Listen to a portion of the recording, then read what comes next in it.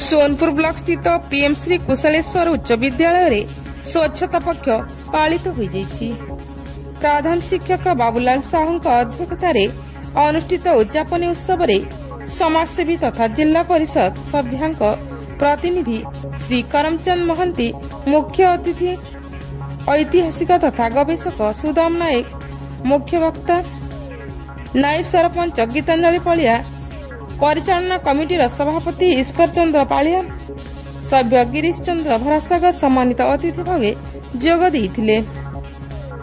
वरिष्ठ शिक्षक चकानयन मेहर संयोजन होइथिबा विभिन्न कार्यक्रम सभ्य मनोज पलिया, अर्जुन कुशल, शिक्षयत्री नंदिनी महाना, जयनारायण मिश्र, एकादश वर्गई, स्नेहलता खेती, संजय प्रधान, मानस रंजन भोई, संयुक्ता दास, पुष्पांजलि नायक, मानसी राणी, निवेदिता मिश्र, निहारिका मिश्र, नर्मदा पात्र, संयुक्ता गाईगोरिया एवं आदित्य किशोरी पाढ़ी विभिन्न कार्यक्रम परिचालन करथिले।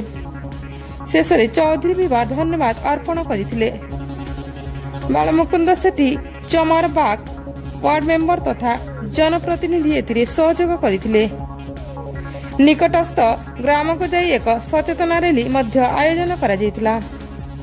एही अवसर रे कृति छात्र छात्री को पुरस्कार वितरण करा जायतिला। सचेतनता सृष्टि पई कमिटी सभ्य सभ्या लोकप्रतिनिधि एवं छात्र छात्री को परिष्कार भावे हाथ धोइबा तथा परिवेश को स्वच्छ निर्मल रखिबा को निवेदन करागला।